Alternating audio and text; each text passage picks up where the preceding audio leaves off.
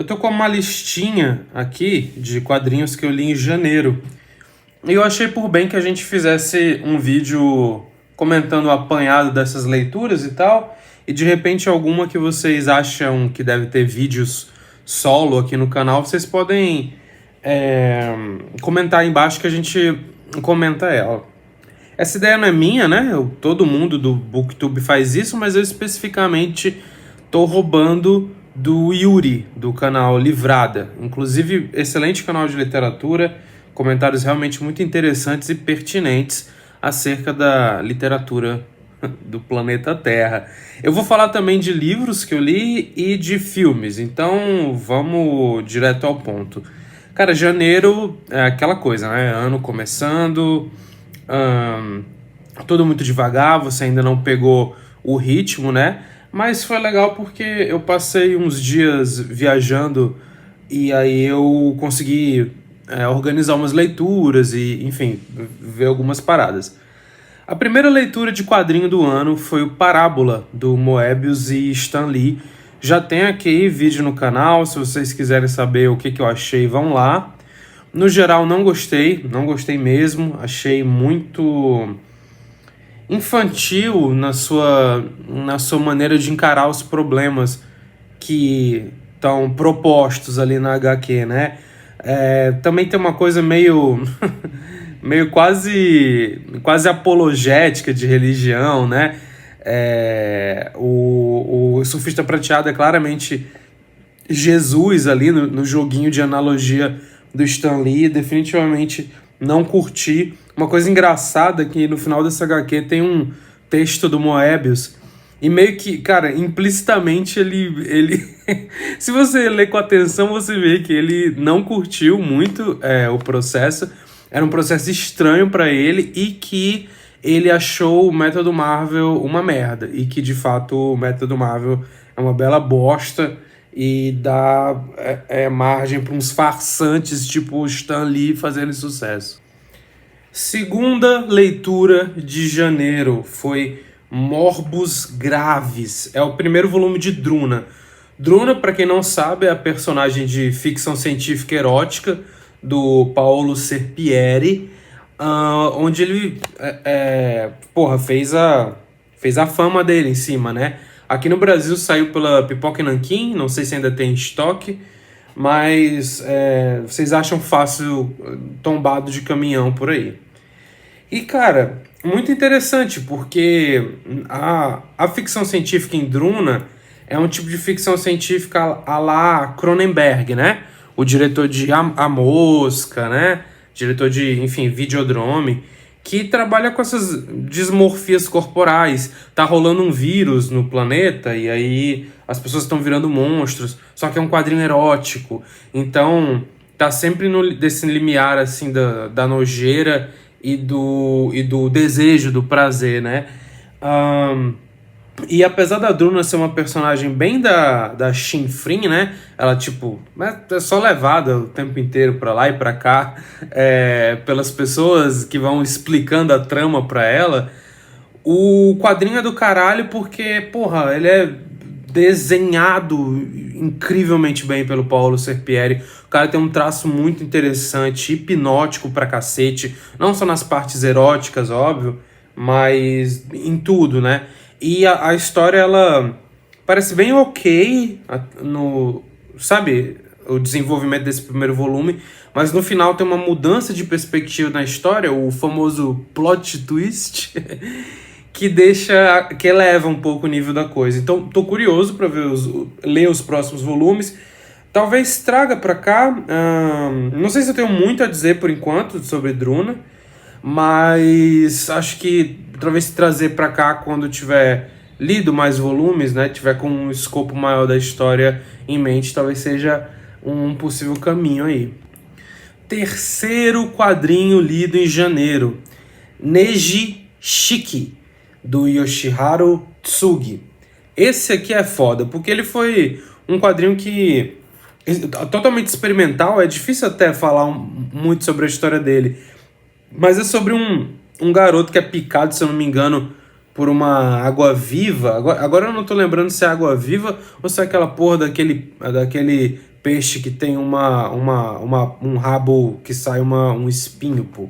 Esqueci completamente. Mas ele é picado por um animal aquático e ele vai à procura de um médico. Então parece simples, mas a história é totalmente contada de uma maneira assim que, porra, vai lembrar grandes quadrinhos experimentais e é uma narrativa toda fragmentada, que não faz sentido, que tá beirando entre o sonho e a realidade.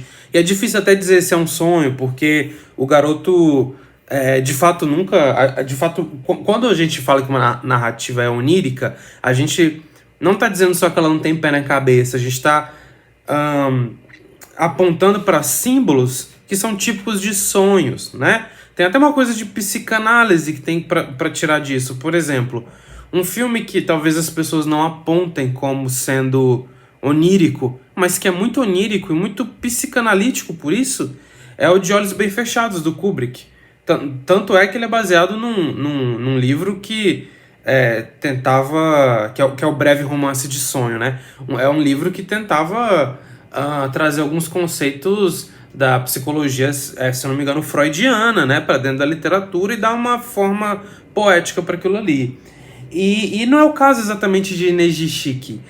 Foi uma história altamente influente, se eu não me engano, publicada pela Garo, a revista de mangás alternativos e de vanguarda do Japão, e que se atribui a essa história assim, o negócio mudou o jogo. Depois de Neji Shiki, a coisa foi para outro canto, foi mega influente e tal. E é a segunda vez que eu leio, né? Eu reli e eu tava pensando em gravar um vídeo no canal, mas não sei, eu acho que eu não tenho capacidade, assim, acho que eu não tenho uma leitura suficientemente boa da história pra, enfim, pra trazer pra cá. Já tinha lido o outro... do outro livro do Tsuge que foi publicado aqui, que é O Homem Sem Talento. É muito bom, por sinal, né? E talvez esse sim valha um vídeo, a gente conversar sobre, porque ele fala sobre quadrinhos também, né? Porra, um livro muito, muito interessante, com um desenho, que uma maneira de pensar quadrinho que só o Tsuge tem, né? Umas coisas meio uma mistura de um desenho altamente sofisticado com um acabamento, às vezes, propositalmente tosco, né? Eu acho isso muito interessante. Eu li também Espírito dos Mortos. É uma coletânea de adaptações do Edgar Allan Poe, feitas pelo Richard Corben, que, cara, é simplesmente um dos meus mais novos autores favoritos de quadrinhos. Tudo que esse cara faz é ridiculamente bom, cara.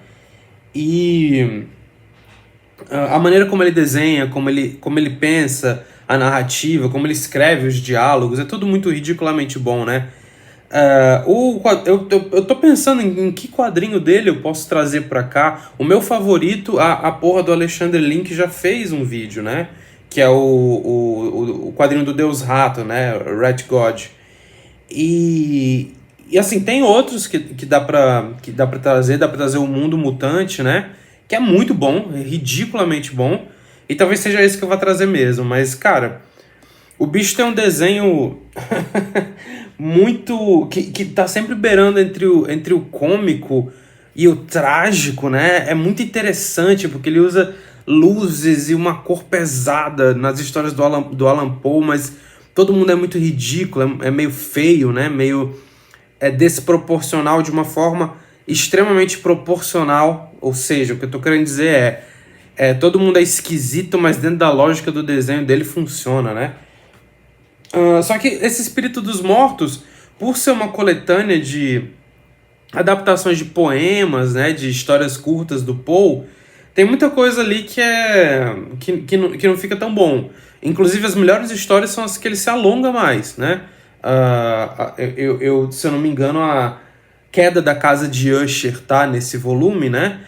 Eu tenho uma memória, assim, péssima. Eu leio os bagulhos, esqueço muito rápido. Minha memória era muito boa, né? Mas aí comecei a ter problema de ansiedade e agora minha memória é uma bosta. Mas eu acho que é nesse quadrinho aqui que tem a queda da casa de Usher, que é muito boa, né? Tem o Corvo também, né? The Raven, que é muito interessante. E, cara, saiu aqui pela editora Mino. Eu recomendo, é uma boa porta de entrada pro Richard Corbin, mas acho que aqui no Brasil já estão com umas publicações mais interessantes dele. Se eu não me engano, a Comic Zone publicou uma coletânea de histórias curtas dele também, que vale a pena ir atrás. Enfim, vocês sabem, vocês que saibam aí como vocês vão ler esses bagulhos, mas leiam. E eu li também o Pookie Town, do Jim Woodring. Meu primeiro Jim Woodring, não conhecia o cara, rotulado aí como um dos maiores quadrinistas alternativos e psicodélicos de todos os tempos. Realmente tem um trabalho muito interessante, acho que dá para pensar muita coisa a partir do desenho dele, porque o desenho dele é extremamente específico. Eu estou colocando na tela para vocês verem. Não tem muitas coisas parecidas, e apesar dele conversar com o universo de bichinhos fofinhos, animaizinhos falantes, não falantes, né, porque o quadrinho é silencioso, mas esses animaizinhos antropomórficos, a lá Disney, a lá Tom e Jerry, a história é completamente diferente, o universo que ele pensa é completamente diferente, um universo esse sim, talvez um pouco onírico, e um universo onde as coisas vão simbolicamente se puxando, assim, claramente não tinha um roteiro, né? Ele foi desenhando, acho que conforme as ideias vão brotando na cabeça dele, cada página pode ser qualquer coisa, né? Isso é muito interessante. Pilhei de ler outras coisas dele, e quero ver também até onde vai esse estilo dele, né? Até onde ele consegue esticar a corda. Não sei se Pookie Town é o mais representativo dele, né? Quem for fã do Jim Woodring aí, fale nos comentários. E por último, cara, uma descoberta excelente. Eu li os 2 primeiros volumes de Bouncer. Já terminei o terceiro agora em fevereiro e tô no quarto. Eu pretendo ler os 7 primeiros volumes e com certeza esse sim eu vou fazer um vídeo aqui no canal, porque eu acho que é uma história de Velho Oeste que vale muito a pena a gente conversar, pois ela tem características muito próprias. Tem um certo cinismo, né, de um faroeste revisionista, que vai pegar esses arquétipos do faroeste, tipo o fora da lei, o índio, o xerife, a prostituta, sabe, a femme fatale. Femme fatale é do noir, beleza, mas tem sempre um arquétipo de uma mulher forte, né, dentro dessas histórias, e ela segue um pouco algumas regras. E aqui ele bagunça essas regras. É o quadrinho do Jodorowsky e do François Buck, não sei como fala, tá aparecendo aí na tela, Buck, enfim. Jodorowsky vocês já devem conhecer, né? É um escritor, quadrinista, diretor, fez junto com o Moebius o Incal, que é um dos quadrinhos mais malucos de ficção científica, né? E no cinema, cara, fez A Montanha Sagrada, fez El Topo, enfim, tentou-se fazer uma versão de Duna pelo Jodorowsky, mas não aconteceu, que o próprio Moebius fez os designs de personagem, né? E aqui no Bouncer, cara, a gente acompanha o personagem do Bouncer, que ele é dono de um cabaré, de um bagulho assim no Velho Oeste. E, cara, ele é meio que um homem honrado no meio daqueles homens podres, né? Só que nada é tão clichê quanto parece, né? O Bouncer, ele, tipo, é um cara, obviamente, violento também, né?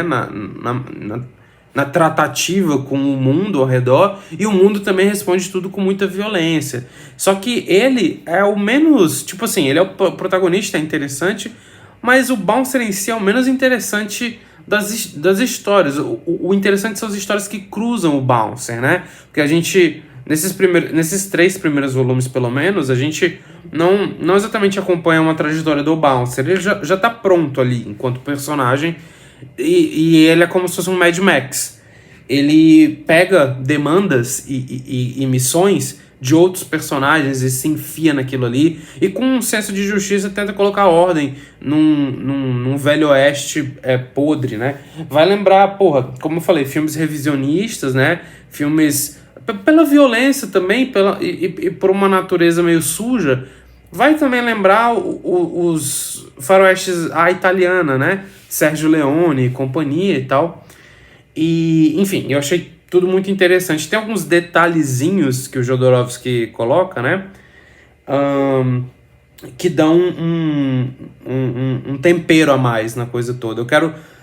Saiu na Comic Zone, se eu não me engano, a última história, que eu não sei nem eu não tô lembrado se o Jodorowsky escreveu ela de fato, mas os 7 primeiros volumes saiu também aqui no Brasil por uma outra editora que agora eu não tô lembrando o nome, mas saíram aqui no Brasil. E esses 7 primeiros volumes são tipo a saga original, né? Então eu vou terminar de ler e com certeza eu vou trazer vídeo aqui. E o desenho do François Bouquet é muito Bouquet, né? Será que fala Bouquet? Enfim, foda-se. O desenho dele é interessante, cara. É um desenho que tem um ritmo muito americano, cara, para um quadrinho, para um desenhista francês. Achei a forma que ele faz as páginas, né, muito com uma cadência específica do mercado americano, leia-se, uma cadência que se pretende cinematográfica. Só que tem umas coisas no desenho dele que é tipo, nada é muito claro. Ele é uma espécie de oposto da linha clara. Porque o traço dele é muito fino, às vezes tudo se confunde e tudo é um pouco amplo demais, né? E, enfim, vou falar um pouco mais no vídeo, vou me fazer mais claro no vídeo, mas com certeza vou trazer aqui pra gente, sei lá, discutir. Vou falar dos livros e dos filmes que eu vi e li rapidinho, porque o vídeo já tá ficando grande, mas eu queria comentar pelo menos os mais legais. Livros acho que dá pra gente falar de todos, né? Eu li o Estação Carandiru, do Drauzio Varela. Bicho, é muito interessante ver o Drauzio Varela despido um pouco daquela figura de institucional que ele é hoje, né? Da Globo e do, sei lá, enfim, essa coisa com relações públicas, dele falar tudo certinho para não ser cancelado e para ser o médico gente boa que todo mundo gosta. Aqui não, aqui tem um Drauzio Varela um pouco mais áspero, né? Um pouco mais, talvez até sincero, porque, tipo, beleza, ele vai cobrir a história do que ele viveu enquanto médico sanitarista no Carandiru, né? Ele tratava os presos que tinham HIV, né? Mas ele foi se envolvendo, foi fazendo outras coisas e tal, e foi ficando amigo dos caras. E aí ele, porra, traz um realismo pra dentro em que você vê o negócio com as nuances devidas, né? Nem todo mundo é vilão, traficante, assassino, mas nem todo mundo é vítima da sociedade. Ele consegue te levar pra tu enxergar que essas pessoas são seres humanos, porra. E o livro é dividido claramente em 2 partes, né? Tem a primeira parte onde ele vai mostrando a organização social do presídio em todos os seus meandros. E a gente sempre sabe que o presídio, entre os presos, existem códigos de honra que devem ser cumpridos, né?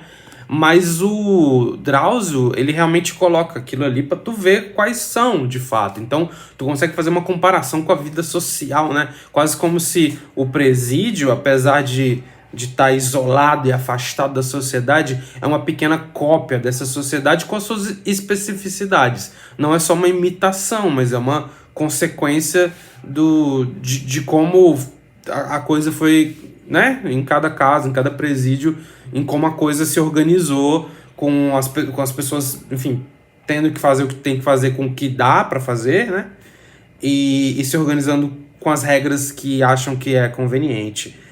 E a segunda parte que é o material base pro filme do Hector Babenco, né, se eu não me engano, Carandiru, que conta as histórias, anedotas, causos que ele vai ouvindo dos presos que ele fica amigo. Então, vários personagens que tu vai ver na primeira metade do livro vão retornar na segunda para concluir algum arco ou dar algum tipo de, enfim, contexto, que é muito interessante, né? E tem, toda a narração de como foi o massacre do Carandiru, que é muito pesado e que, enquanto síntese do livro, quando chega batendo muito forte. Eu adorei o livro, cara. Eu não dava nada, porque, justamente por isso, assim, Drauzio Varela é figura meio institucional. Mas ver, de fato, esse Drauzio Varela com toda a sua visão crítica e tal, realmente me empolgou para ler outros livros do cara. Não vou ler agora porque fiquei meio estafado de ler o Carandiru, mas realmente fiquei muito empolgado. Li também Discurso sobre o Método, de René Descartes.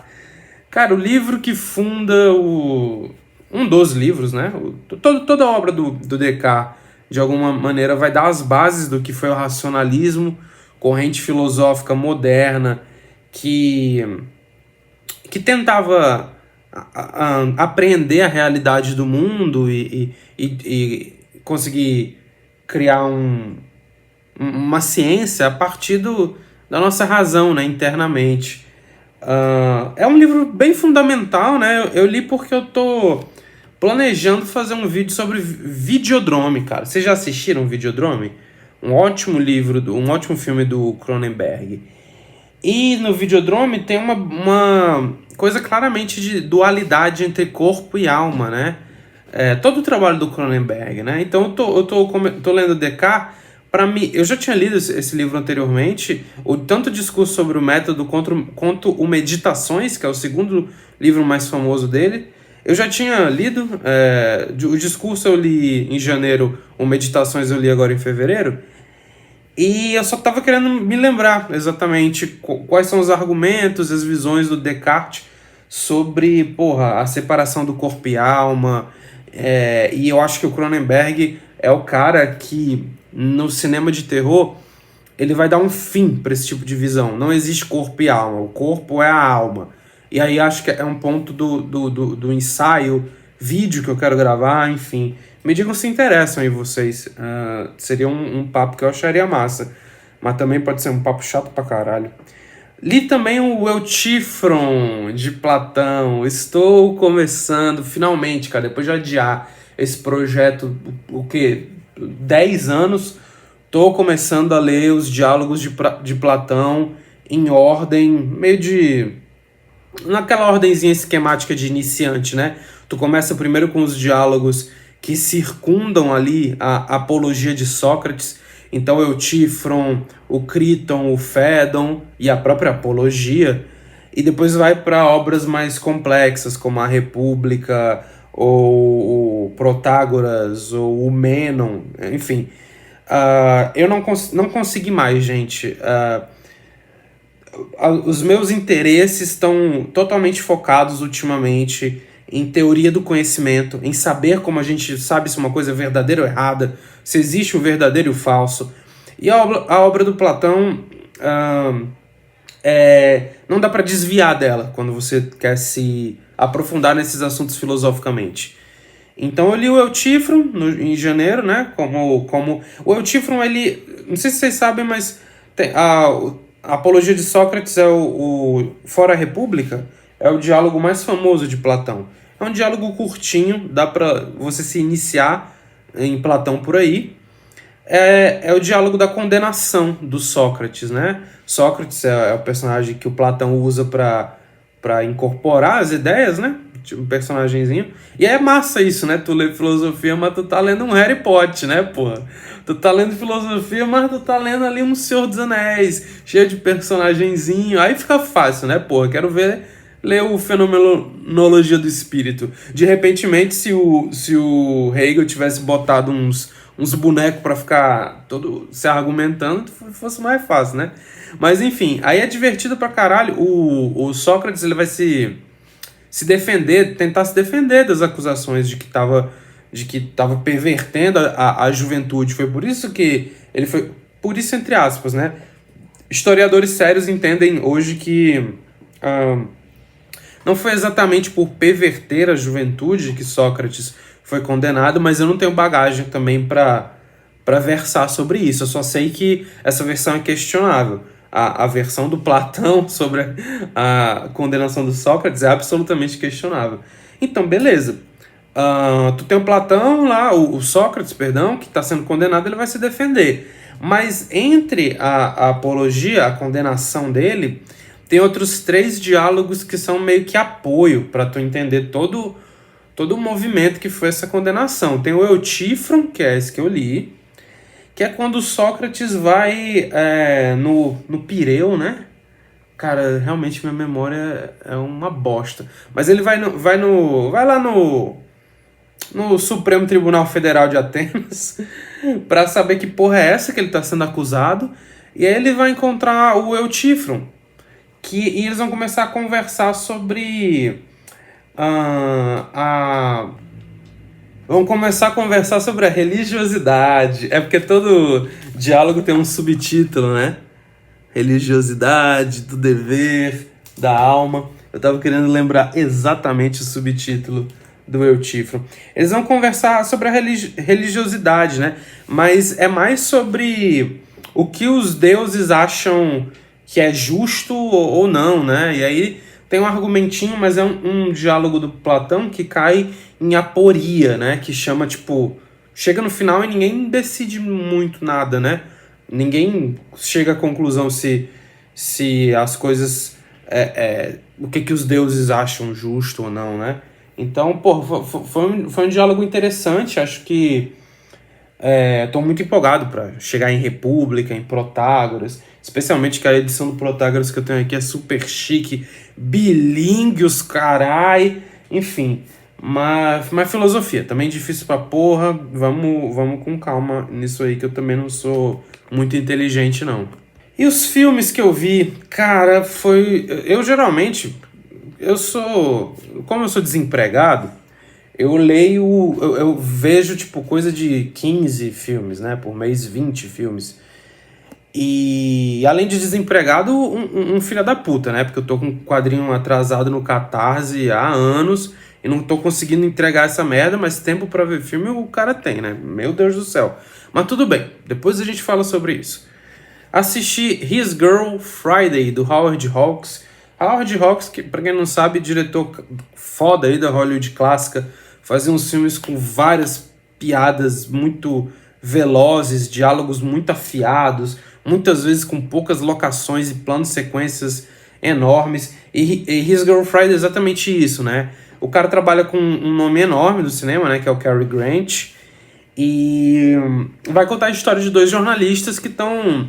Um homem e uma mulher, né? O Cary Grant faz o cara. E ela é meio que chefe dela, mas eles meio que se amam, só que já tiveram um casamento, só que não deu certo. E ele vai tentar meio que recuperar ela, mas longe de ser qualquer tipo de filme romântico, nada disso, absolutamente nada disso. É um filme que denuncia os podres do jornalismo. O vínculo que os 2 personagens têm não é um vínculo de justiça romântica, é um vínculo destrutivo, porque os 2 querem a matéria, o furo e a reportagem acima de tudo, e o Cary Grant usa isso para manipular a mulher, e a mulher também tá se fudendo para coisas básicas como ética, jornalística, né? Enfim, como noticiar a verdade, enfim. Para quem acha que fake news enfim, comportamento esdrúxulo do circuito de informação é uma coisa nova, cara, esse filme definitivamente mostra que não. Além do óbvio estilo muito interessante que o Howard Hawks traz, eu tô me iniciando aos poucos nele, né? Já vi alguns filmes do cara E conheço ele mais especialmente pelo John Carpenter, diretor de Halloween, A Coisa, né? O Enigma do Outro Mundo, na verdade. E era uma das grandes influências do Carpenter, então me gera interesse. Assisti também Mads, do Davi Morro. Cara, um filme de terror interessante, feito num plano de sequência só. É difícil falar coisas sem estragar um pouco algumas surpresas que o filme guarda pra você. Mas, apesar de ser interessante e divertido, assim, ele tem uma visão muito curiosa, né? Cara, europeu, realmente, os caras se acham o centro do mundo, né? É um filme de terror apocalíptico em que o terror é meio que a França tá se acabando, entendeu? É tipo Independence Day, só que da França. Mentira, não tem nada a ver. Mas você vai acompanhar uma festa, né? De jovens muito drogados e cheirados. E nessa festa começa uma contaminação de alguma coisa. Que eu não vou estragar muito pra vocês a parada. E é interessante que seja feito num plano de sequência, porque você vai vendo como a contaminação vai acontecendo aos poucos, né? Então tem uma ideia de ser fidedigno a um ritmo da transformação biológica, da mutação, que é interessante, né? E que acho que é o que tem de mais interessante dentro do filme. Lá pelas tantas, no final, ele tenta fazer um comentário social sobre a França, e como eu disse, cara, deslancha numa bosta europeia, mas enquanto isso não chega, é divertido sim. E de relevante também vi Os Olhos de Laura Mars. Quem conhece esse, hein? É do Irving Kershner. O Irving Kershner é o diretor lá do filme mais bonzinho do Star Wars, né? O Império Contra-Ataca, se eu não me engano. Ele vai tentar aqui fazer um filme giallo. Pra quem não sabe, giallo é um subgênero italiano de filmes de suspense que inspirou os slashers e que é um dos meus subgêneros, talvez o meu subgênero favorito. Essas coisas não dá muito pra medir, né? Mas já assisti uns 40 giallo, uns 40 filmes giallo. E isso sempre foi uma coisa muito europeia. Tu pega os grandes diretores de giallo, eles são quase todos italianos, pô. No máximo ali um espanhol, uma coisa assim, né? Só que o estilo é muito influente, né? Grandes diretores como Dario Argento, Mario Bava, Lucio Fulci, Sérgio Martino, quem mais? Acho que o Margheriti... Não, mentira, o Margheriti não fez um giallo não, mas enfim. O Aldo Lado também fez muito giallo. E esses caras, pô, tipo, o negócio meio que morreu na Itália. Quando chegou nos Estados Unidos, virou a bosta que é os slashers, e outros países não conseguiram muito emular. E aí fica essa coisa de achar que o giallo é um filme que usa cores neon e um assassino com luva. Só que tá muito distante disso, né? Na verdade, o giallo é uma adaptação da linguagem da Agatha Christie pro cinema, certo? Pro audiovisual. Então, assim, quando alguém for adaptar um giallo, tem que mirar nesse caminho. É a minha opinião. De leigo sobre o assunto. Mas acho que é por aí que tem que se ir. Só que se apega muito, né, aos mitos do giallo. A cor espalhafatosa, a coisa do charme, a nudez exagerada, enfim. E esse filme aqui, do Irving Kershner, vai tentar ser um filme giallo norte-americano, o que é um negócio raro, né? E apesar dele ser fortuito em algumas tentativas de criar visuais deslumbrantes, conseguir uma estética própria, não é tipo chupinhado totalmente do Dario Argento, tem uma estética própria, ainda é um filme com claro ode à arquitetura modernista, certo? Enfim, tudo que foi Bauhaus, etc., tá dentro do filme, em visuais, iconografia e tal. Mas ele faz do jeito dele, assim. Meio que do jeito americano, né? Ele vai acompanhar essa fotógrafa Laura Mars, do título, que ela tem visões, vislumbres de assassinato. E ela é fotógrafa. Então já tem uma brincadeira aí com o ofício que ela exerce, né, de fotógrafa, com a coisa do vislumbre do assassinato, do voyeurismo, que é muito típico no diálogo, né? É meio moda ficar falando sobre voyeurismo em cinema de terror, né? Tem muita coisa além disso, mas no diálogo não tem como fugir, pô. É um gênero que toca na ideia do voyeurismo completamente. E aí ela vira essa voyeur, só que ela vira uma voyeur involuntária, né? O terror dela é ver esses assassinatos. Porém, o trabalho dela de fotógrafa são fotografias violentas e ela sofre críticas dos jornalistas por isso. Então tem um espelho, né, do que ela fotografa e do que ela de fato está vendo, quase como uma punição divina, a Laura Mars e tal. E, porra, tinha tudo pra ser interessante, cara, mas um filme entediante pra cacete, bicho. O Irving Kershner, eu acho que eles estavam tentando dirigir o filme de um jeito muito asséptico, limpinho, porque a gente não vai colocar sangue e gore, a gente é melhor do que isso, vamos fazer um terror para pessoas inteligentes, meu, oh caramba, puta maninho, puta terror inteligente. E bicho, isso é paia, porque acaba a graça do diálogo. O processo, a metodologia do filme de terrorzinho italiano, do bicho com a faca enfiando e saindo sangue rosa do peito pelado da mulher, é justamente tu conseguir poetizar o assassinato, a morte, essas coisas todas abjetas que a gente cria tabus, porque tem que ser tabu mesmo, né? Não tô dizendo pra tu matar ninguém não, porra. Tô dizendo assim, tem um tabu em torno, né, da violência e tal. E o diálogo consegue, no campo artístico, conseguir dar uma vitalidade diferente pra isso. Fica sensual, fica bonito e tal, né? Muitas vezes até erótico. E aí se tu me tira isso, pô, tu fica só com a parte mais entediante dos filmes de mistério e de suspense.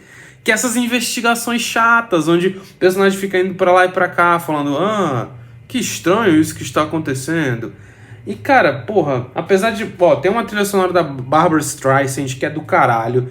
Tem o Tommy Lee Jones novinho no filme, novinho, mas ainda assim com cara de velho.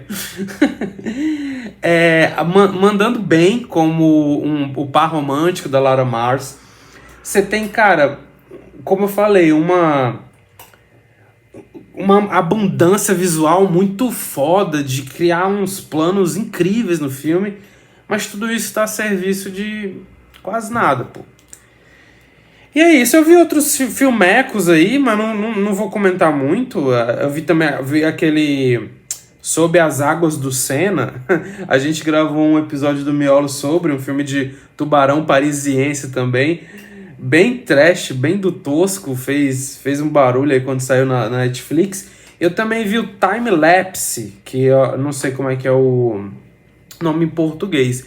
Mas é um filme, porra, chato pra caramba, de baixo orçamento, que brinca com múltiplas linhas do tempo. Aquela coisa mais...